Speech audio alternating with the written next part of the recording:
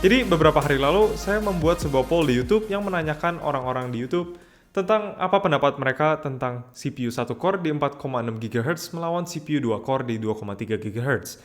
Jadi kebanyakan orang memilih CPU 1 core di 4,6 GHz lebih cepat daripada CPU 2 core di 2,3 GHz. Di mana pendapat saya sendiri, menurut saya seharusnya CPU 2 core dengan 2,3 GHz seharusnya lebih cepat dibandingkan 1 core di 4,6 GHz. Dan maksud saya lebih cepat adalah lebih cepat dalam aplikasi-aplikasi seperti game dan benchmark. Tapi performa untuk kedua setting CPU-nya saya ekspektasikan sangat mirip saat menggunakan Cinebench atau aplikasi yang menggunakan kedua CPU-nya secara 100%. Karena seharusnya secara teori, kedua CPU-nya akan memiliki performa yang sangat mirip karena satu CPU memiliki dua core dengan clock speed setengah dibandingkan satu core yang memiliki clock speed yang 2 kali lipatnya. Tapi ya, ini mungkin memang sebuah pertanyaan yang lumayan menarik dan karena itu saya akan membuat sebuah video tentang ini.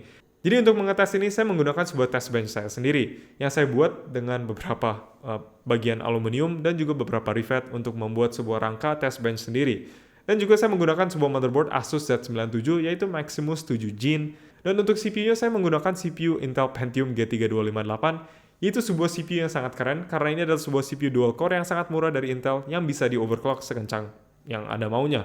Dan pada saat ini saya menggunakan sebuah CPU cooler Site Biako 2 dan juga sebuah GPU RX 470 yaitu salah satu GPU yang harganya sangat terjangkau sekarang. Dan alasan saya menggunakan GPU ini karena GPU ini performanya masih sangat mencukupi saat dites di monitor resolusi 1080p atau Full HD yang saya akan gunakan untuk semua testing yang saya akan lakukan pada CPU ini. Dan untuk CPU-nya sendiri saya akan men-settingkan satu core di 4,6 GHz melawan dua core di 2,3 GHz di BIOS-nya sendiri. Dan tentunya saya juga akan meng-adjust clock speed untuk cache-nya sendiri karena tentu saja saya tidak bisa menggunakan cache clock speed 4 GHz pada sebuah CPU 2,3 GHz, jadi saya harus turunkan cache-nya ke 2 GHz untuk setting yang 2,3 GHz. Dan ya, mari kita lihat performance-nya seperti apa. Pertama, mari kita tes Cinebench, di mana seperti saya bilang, saya ekspektasikan CPU dengan kedua setting ini memiliki performa yang sangat mirip. Dan seperti Anda bisa lihat, itu sebuah ekspektasi yang benar karena memang CPU yang reference atau menggunakan setting default 2 core di 4,6 GHz memiliki performa paling tinggi tentunya. Tapi juga CPU 1 core dan 2 core yang saya settingkan ini untuk dites memiliki performa yang sangat mirip. Dan itu sesuai seperti ekspektasi saya di mana kedua CPU ini seharusnya memiliki performa komputasi yang sangat mirip karena keduanya memiliki salah satu clock speed yang setengahnya ataupun core count yang setengahnya dibandingkan yang satu lain. Jadi seharusnya performanya sangat mirip di Cinebench yang menggunakan CPU-nya secara 100% dengan full. Tapi saya lebih tertarik dengan benchmark lain seperti di dalam 3D Mark di mana mereka menggunakan benchmark grafis menggunakan GPU-nya sendiri. Dan di mana kebanyakan orang biasanya memilih sebuah CPU dengan clock speed sangat tinggi dibandingkan CPU dengan banyak core. Jadi mungkin agak menarik melihat hasilnya di sini. Jadi di sini saat saya testing 3D Mark Firestrike bisa dilihat bahwa setting reference CPU-nya tentu saja paling kencang karena memiliki 2 core pada clock speed paling kencang. Tapi untuk CPU 2 core dan 1 core yang saya gunakan untuk testing, sepertinya CPU 2 core di 2,3 GHz ini lebih cepat daripada CPU 1 core di 4,6 GHz. Walaupun selisihnya sangat kecil. Karena Anda bisa lihat pada benchmark bagian CPU atau physics di Firestrike dan juga bagian combination yang menggunakan CPU-nya juga, kecepatan CPU dual core di 2,3 GHz ini memiliki sedikit poin yang lebih tinggi dibandingkan CPU 1 core di 4,6 GHz. Dan ini memang seperti ekspektasi saya karena saya expect pada satu core saja, mungkin CPU-nya sedikit terhalang dengan scheduling dari Windows sendiri yang mungkin membutuhkan beberapa proses CPU yang dijalankan, di mana kalau Anda hanya memiliki satu core tidak bisa disebarkan di antara dua core dan mungkin akan menghambat proses yang digunakan di 3D Mark Firestrike. Tapi untuk bagian graphics-nya, Anda bisa lihat sendiri performa graphics-nya sangat mirip pada ketiga CPU-nya, jadi sepertinya 3D Mark sangat dioptimisasikan untuk tidak terlalu penting dengan CPU Anda dan lebih mementingkan GPU performance Anda untuk bagian graphics-nya yang sangat masuk akal karena ini adalah sebuah benchmark yang sangat dioptimize. Lalu untuk TimeSpy, kita juga bisa melihat hasil yang sangat mirip di mana hasil overall-nya tentu saja ya setting yang reference-nya paling kencang, tapi setting CPU 2 core di 2,3 GHz juga di posisi kedua dibandingkan CPU 1 core di 4,6 GHz karena sama lagi dengan sebelumnya. Di bagian testing CPU-nya, seperti Anda bisa lihat, 2 core di 2,3 GHz ini sedikit lebih kencang dibandingkan 1 core di 4,6 GHz. Lalu sekarang mari kita coba game, di mana saya tadinya hanya ingin mencoba 3 game, yaitu Minecraft yang hanya dibilang hanya menggunakan satu core, dan juga Shadow of the Tomb Raider dan juga Deus Ex Mankind Divided. Yaitu kedua game yang saya load pada test bench ini juga. Tapi saat saya cobakan Shadow of the Tomb Raider, yang biasanya sebuah benchmark yang tidak terlalu penting dengan CPU, yang saya kira akan berjalan dengan baik pada CPU yang sangat pelan ini, sepertinya CPU 2 core di 4,6 GHz ini adalah minimumnya untuk Tomb Raider ini. Karena saat saya settingkan di 2 core di 2,3 GHz, ataupun 1 core di 4,6 GHz, gamenya sama sekali tidak bisa di loading, dan saya hanya stuck pada loading screen black screen, bahkan sebelum melihat logo Tomb Raider ataupun logo Nvidia dan AMD dan lain-lainnya di bagian opening screen dari game ini.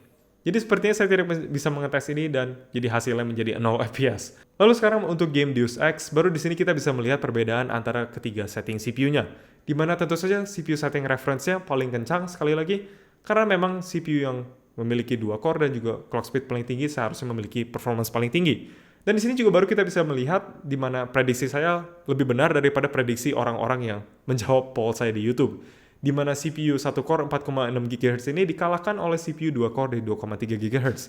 Yang menurut saya sangat masuk akal karena memang banyak orang berpikir mungkin untuk gaming dan juga kebanyakan aplikasi membutuhkan sebuah CPU yang menggunakan 1 core yang sangat kuat dibandingkan 2 core yang lebih pelan. Karena biasanya game lebih mementingkan single core performance atau performa dari satu CPU core-nya.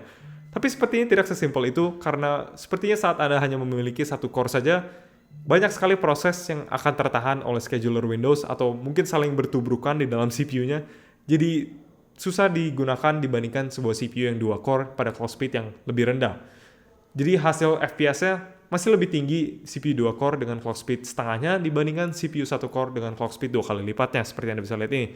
Dan perbedaannya sendiri juga lumayan besar di mana CPU 1 core ini hampir tidak bisa digunakan di pada bagian menu dari gamenya sendiri karena akan banyak sekali freezing dan stuttering dan juga lama sekali untuk meloading benchmarknya dibandingkan dengan CPU yang disetting 2 core dengan clock speed 2,3 GHz di mana di bagian menunya masih bisa digunakan dengan normal, tapi di benchmarknya tentu saja masih ada freezing dan juga stuttering. Walaupun di benchmarknya juga bisa dilihat masih sedikit lebih mendingan dibanding CPU 1 core di 4,6 GHz yang memiliki freezing dan juga stuttering yang lebih parah. Lalu terakhir saya akan mencoba game Minecraft, di mana kebanyakan orang bilang ini adalah sebuah game yang mementingkan performa CPU single core atau 1 core saja. Tapi sebenarnya itu tidak benar karena sekarang Anda bisa lihat pada setting 2 core di 4,6 GHz yang paling cepat, Minecraft masih menggunakan 100% dari CPU-nya menggunakan dua-dua core-nya.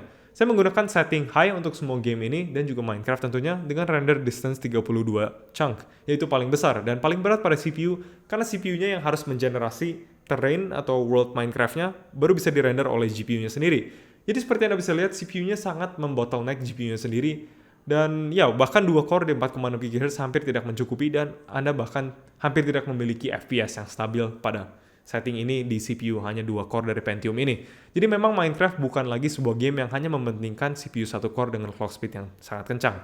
Jadi seperti Anda bisa bayangkan, saat saya turunkan kecepatan CPU-nya ke 2,3 GHz pada 2 core, performanya menjadi sangat parah dan sangat buruk, di mana secara keseluruhan sepertinya game ini berubah menjadi sebuah slideshow dari Microsoft PowerPoint. Ya, karena FPS-nya bahkan turun sampai 1 FPS, dan kalau Anda ekspektasikan CPU pada 4,6 GHz ini pada 1 core akan jadi sedikit lebih baik, itu salah karena CPU pada 1 core 4,6 GHz ini bahkan lebih buruk lagi, tidak bisa menembus 10 FPS bahkan kalau saya sudah tinggalkan gamenya untuk meloading dulu, di mana CPU 2 core 2,3 GHz masih kadang-kadang melewati 10 FPS kalau saya tidak menggerakkan mouse-nya. Dan pada kedua setting ini dan juga setting reference-nya, Minecraft menggunakan semua core CPU pada 100% dan sangat membottleneck GPU-nya sendiri. Jadi ini menunjukkan Minecraft sendiri bukan sebuah game yang hanya mementingkan CPU 1 core saja yang sangat kencang clock speed-nya, tapi membutuhkan CPU yang sangat kencang secara keseluruhan, membutuhkan core yang mencukupi juga. Karena sekarang Minecraft sudah mulai menggunakan banyak CPU core untuk meloading world Minecraft-nya sendiri. Tapi tentu saja kalau Anda memiliki terlalu banyak core, tidak akan terlalu berguna pada Minecraft yang berbasis pada Java yang masih tidak terlalu bagus untuk multithreading-nya sendiri. Tapi ya, jadi apa kesimpulan dari video ini yang bisa digunakan pada para gamers dan juga sebuah orang yang sedang membuat sebuah PC? Tentu saja tidak ada orang yang akan membeli sebuah PC dengan 1 core atau 2 core saja untuk gaming pada zaman ini. Kecuali sebenarnya kalau Anda memiliki CPU Pentium G3258 yang masih lumayan bisa dipakai untuk beberapa game, dan sebuah CPU low budget yang sangat asik untuk di overclock juga. Tapi ya, secara kesimpulan menurut saya yang bisa didapat dari video ini adalah kalau Anda mencari sebuah CPU, jangan selalu pentingkan clock speed untuk gaming karena semua orang berpikir clock speed paling penting untuk gaming. Tapi kalau Anda harus memilih dari kedua CPU misalnya dual core dengan clock speed lebih tinggi dibandingkan quad core dengan clock speed lebih rendah, saya selalu akan memilih sebuah CPU quad core dengan clock speed lebih rendah dibandingkan dual core dengan clock speed lebih tinggi. Karena biasanya itu selalu akan memiliki performa yang lebih baik karena memiliki core yang mencukupi dibandingkan sebuah CPU yang sangat tertahan oleh core yang sangat sedikit. Jadi kalau misalnya Anda membeli sebuah CPU bekas seperti Core i7 generasi ketiga dari Ivy Bridge dibandingkan Core i3 generasi keempat atau keenam dengan hanya dual core, Core i7 generasi Ivy Bridge dengan quad core itu dan 8 thread yang harganya juga biasanya sangat mirip pada harga bekasnya, seharusnya memiliki performa yang jauh lebih baik dibandingkan CPU hanya dengan 2 core. Dan bahkan kalau Anda dibandingkan i3 dengan i5 juga yang memiliki 4 core yang asli dibandingkan Core i3 memiliki 2 core yang palsu. Tapi kalau tentu saja Anda memiliki sebuah CPU yang sudah banyak core count-nya di atas 6 core, menurut saya untuk gaming setidaknya dan kebanyakan aplikasi yang tidak terlalu memiliki kebutuhan CPU yang sangat berat, seharusnya Anda memilih CPU dengan clock speed yang lebih tinggi. Jadi mungkin CPU 6 core dengan clock speed lebih tinggi seperti misalnya Ryzen 5600X jauh lebih baik dibandingkan CPU misalnya Ryzen 3700X yang memiliki 2 core ekstra tapi dengan clock speed dan juga IPC yang sedikit lebih rendah. Apalagi untuk gaming. Tapi ya itu saja untuk video kali ini dan semoga Anda menyukainya, dan jika iya tolong pencet like dan juga mungkin komen di bawah tentang pendapat Anda dan apakah ini seperti ekspektasi Anda. Dan kalau Anda ingin melihat video saya yang lain seperti review, unboxing, dan juga berita-berita tentang teknologi yang kadang saya upload, mungkin subscribe ke channel saya untuk melihat video-video seperti ini lagi.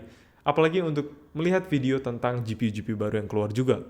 Tapi ya itu saja untuk video kali ini, terima kasih sudah menonton.